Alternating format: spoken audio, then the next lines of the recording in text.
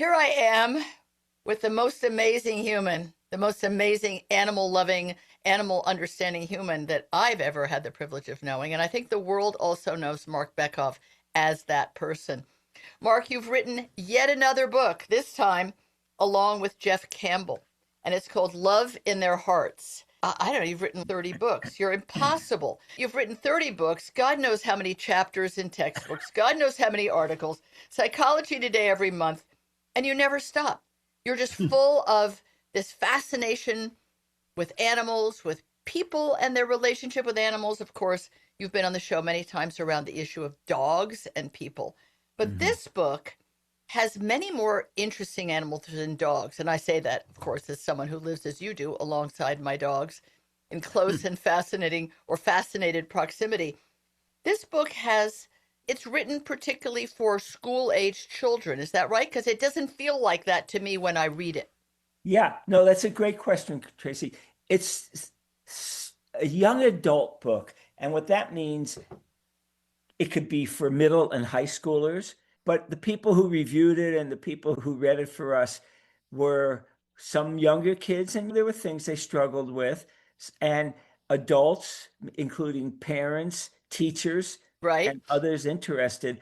So, in all honesty, I would call it a book for all ages, but geared to the younger audience in terms of some of the concepts and some terms of some of the stories and ideas.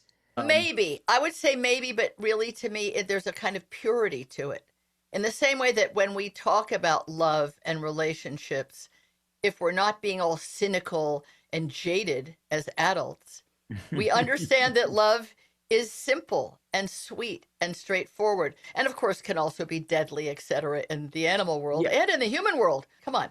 People are right. doing violent things in the name of love.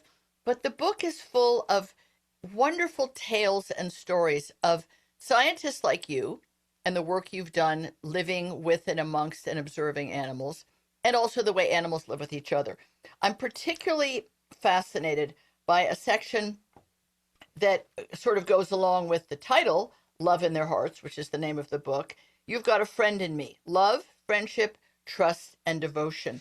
And in Mhm. that chapter, you have a number of stories, if you will, but it's really lifespans of people, the world of animals.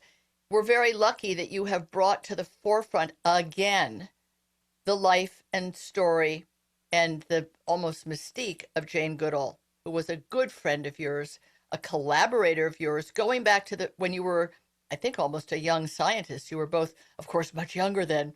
But we lost her recently at age 90. You were in the midst of working on a book with her. The Yeah. story you tell in there of her beginnings in Africa with the chimps, can we talk about the bravery that she showed and her relentless fascination with these animals and her desire to be accepted by them? I never understood it before the way you bring it out in this book. Yeah, excuse me. Yeah, Jane was a very brave woman. She was from a young age attached to other animals like I was and remain. Yeah, and she really wanted to go study chimpanzees and she really wanted to go to Africa. And then when she got there, she worked hard. She never went to university. And she got there, and Louis Leakey, the very famous Right. anthropologist, was looking for somebody to go, basically to go just look at chimpanzees for 6 months. And it's still going on today, Yes. 67 years Yes. later.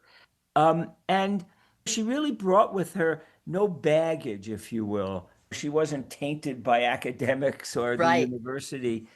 Um, and so this was natural for her to name the animals, talk about their personalities, and become part of their group. And she was pretty well accepted by them, a hairless human or Or a hairless chimpanzee, she called herself a white gorilla or a something. white gorilla. Yeah. I guess the thing that really jumps out at me in this book, and I see it in a number of other places in the book when you're telling stories, real stories of real people and real animals, you bring out a side of this adventure of hers, this venture of hers.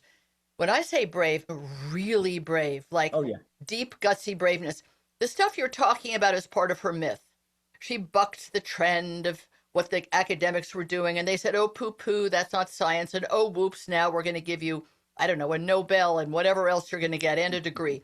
The thing that was incredible, and this, you have a number of pages, including a picture of her climbing a tree in the Yeah. jungle to get closer to the chimpanzees. She's there alone. Yep. And never mind the danger from the chimps. What about dangers from humans? She's a pretty, pale, Anglo-Saxon woman alone in the jungle, and these chimps attack her at various times. I never really knew that. Maybe Well, people have read all of her books. No, throwing things at her, hissing at her, having their hair stand up, piloerection to scare her away, mhm. and she just stood her ground. She was fascinated by them. It wasn't just, oh, I want to go to Africa, or, oh, chimpanzees are interesting. It's like, I want to almost be one of them. I want to be amongst them. She Mhm. wanted to touch them. I never understood that until this book, Mark. Talk Yeah. about that. Yeah, at the time, she was just an early ethologist, and no one had ever really watched these animals. And the best way, I'm an ethologist, the That's best way right. to go learn about animals, the coyotes and penguins and birds and other animals I've studied, is to just go watch them in as non-invasive way as possible, and hope to become part of the group. And after a while, they settled down and they just accepted her as the great white gorilla. Yeah, But but it the was story goes deeper. Mark, she not only wanted to physically be in contact with them, groom them, and be touched by them, but then she started to offer them bananas. Now, you right. say in this book, oh, belatedly, she realized maybe that wasn't true ethology, or maybe that would Hmm. disrupt the watching she was doing. But the extent to which what struck me was, and because the book is called Love in Their Hearts, I think love in the hearts of the humans too.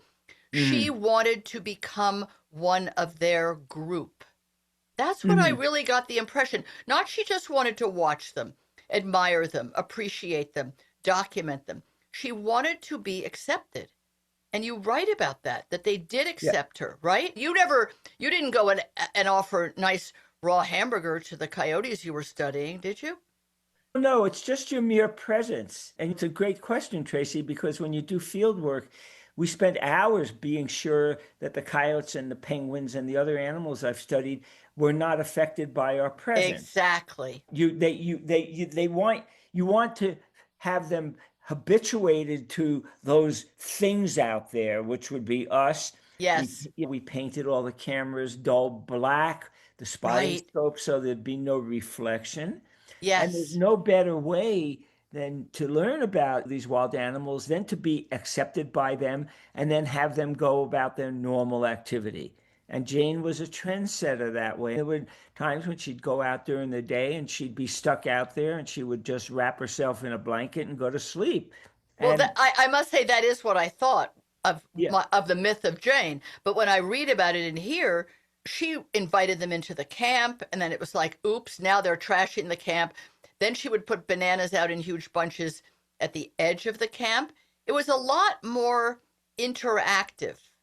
I don't yeah, mean but this critically of her, but to see her in a different way, she wanted their love and acceptance. She didn't just want to observe their behavior with each other. She wanted to be incorporated into their behaviors. yeah, we all do in the sense. And it's really important because she's been criticized. She really regretted putting the bananas out. Right, But, right. and that's a very courageous move in science where you regret Yes, of to having course. done something because people got on her for that. It opened the door for certain things. I'm not really sure how much it changed things significantly in the end. But the lesson there was you go out, you watch these animals, and you get them to accept you by just being there, not Right. feeding them or inviting them over for a cocktail or something like that. But her methodology was impeccable in terms of notes and just in terms of the sheer hours she was out there Mm-hmm. and the data she collected. And she wrote a book in 1986 called The Chimpanzees of Gombe, which is some people would say arguably, but inarguably, one of the best books on chimpanzees. It's loaded with data because people used to Yes. criticize her, saying, yeah, first of all, they forgot she had a PhD from Cambridge.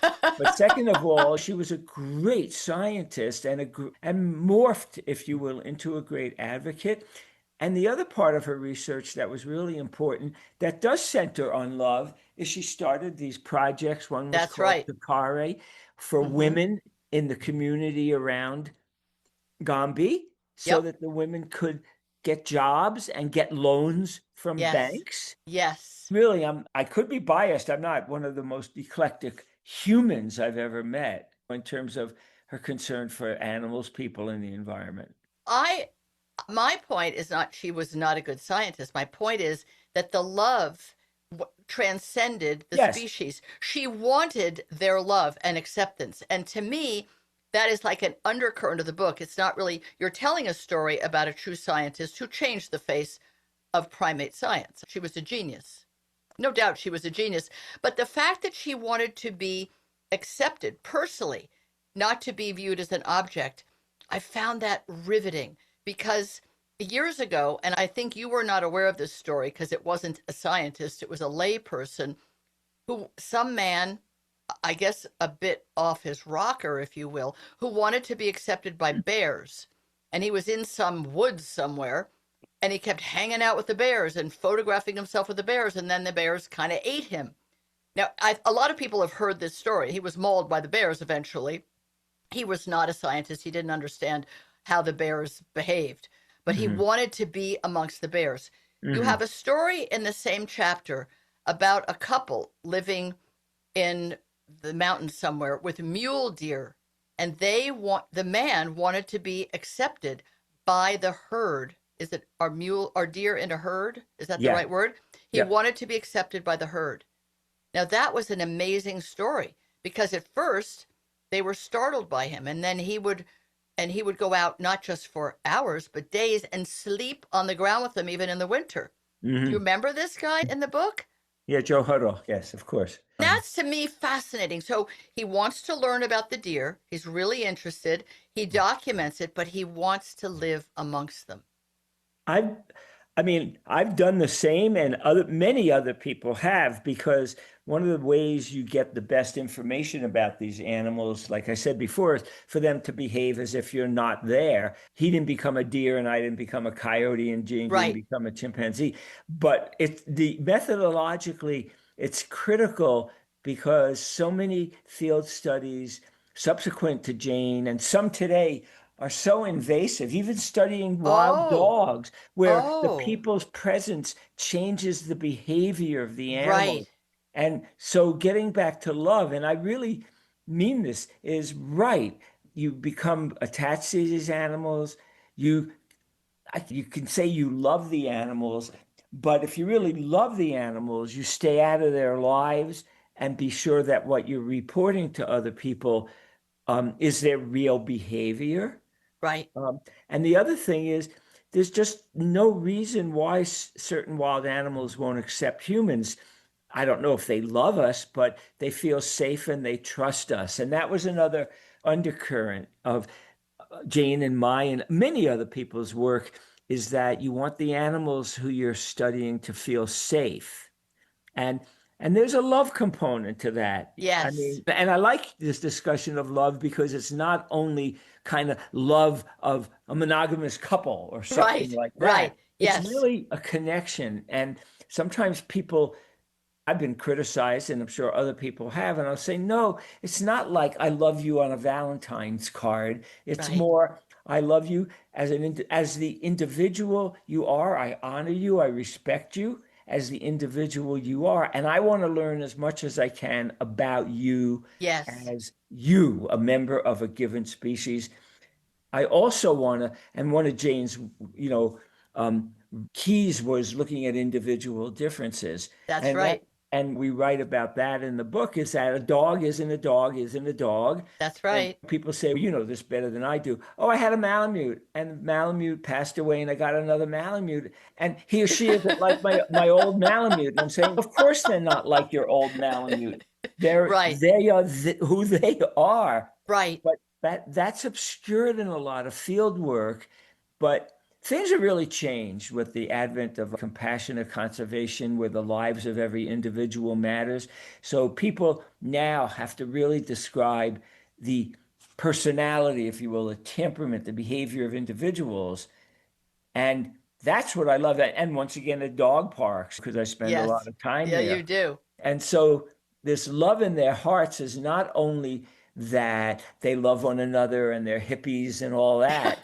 The love it really is that there's a certain positive feeling among a lot of animals, and there's a positive feeling that emerges between, say, a researcher and the animals who Yes.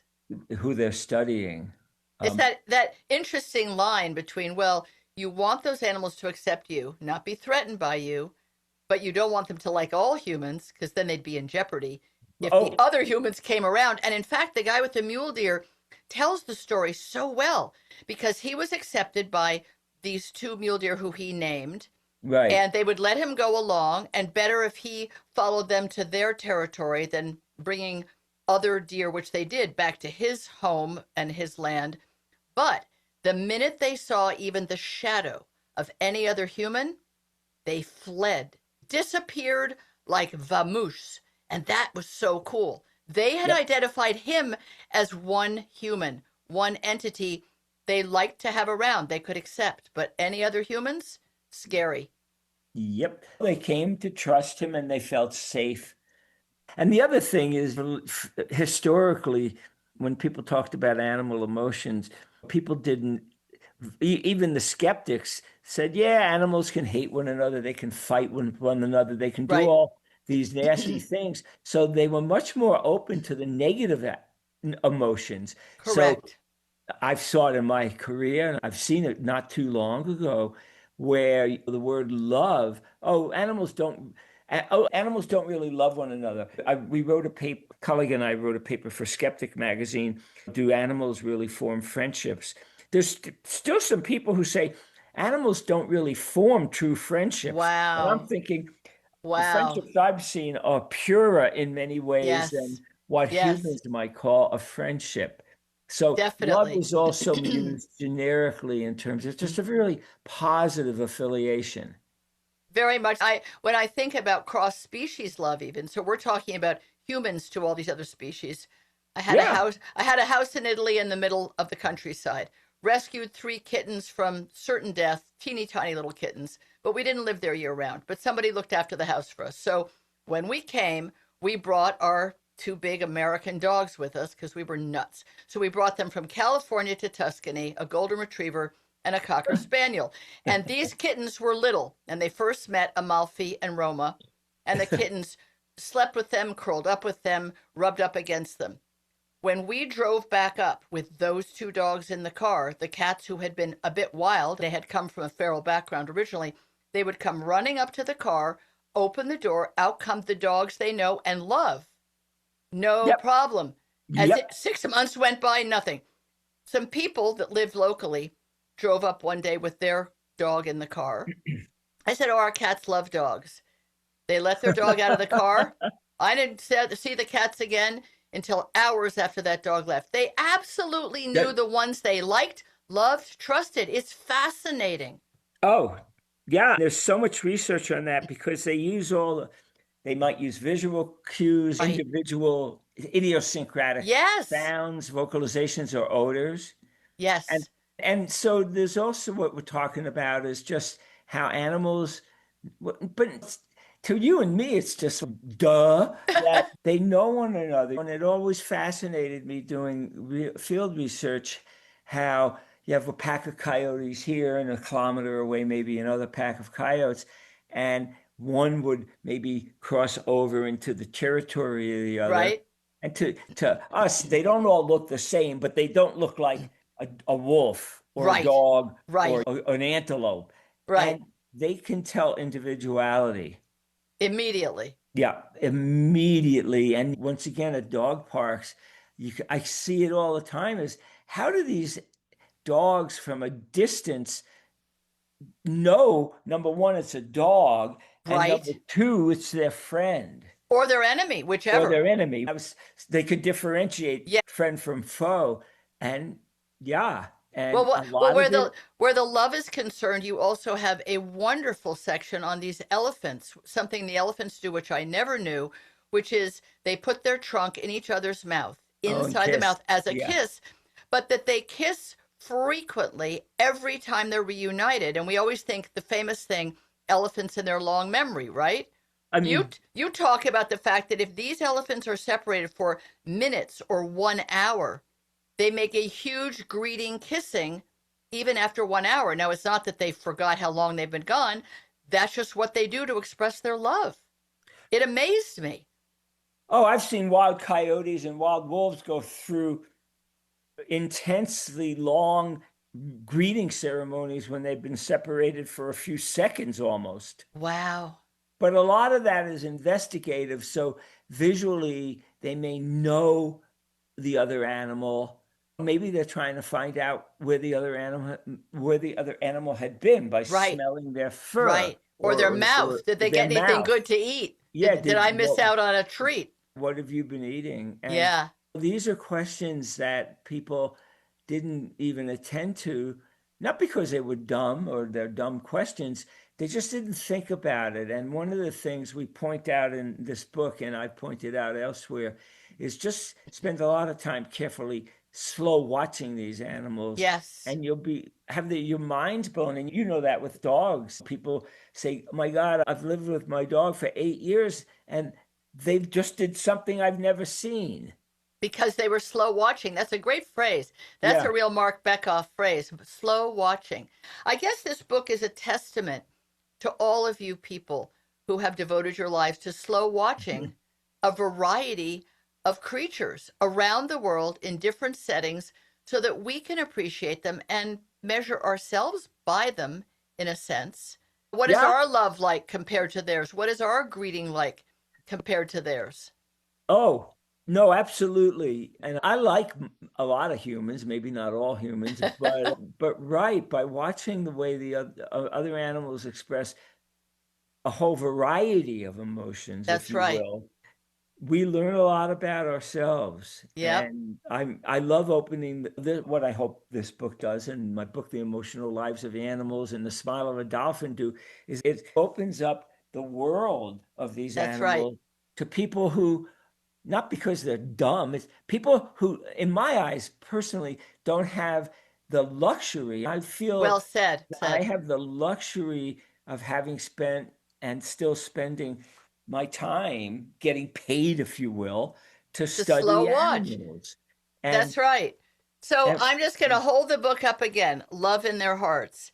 It's a wonderful book if you have kids of any age or if there's still a kid inside yourself. If you yourself have a kid-like aspect and want to know more about all these different kinds of creatures all over the world from time immemorial that people have watched and cared about and hope that the Mhm. animals cared about them. Marc Bekoff, you've done an incredible job yet again.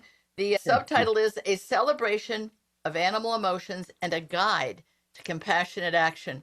You are still waving the flag you've waved your whole life, and thank you for that. You're a gift to all of us. Thank you. Oh, you're kind. I'm trying, and thank you for all You're, that you do. it's a pleasure to spend time with you, Marc. Thank you.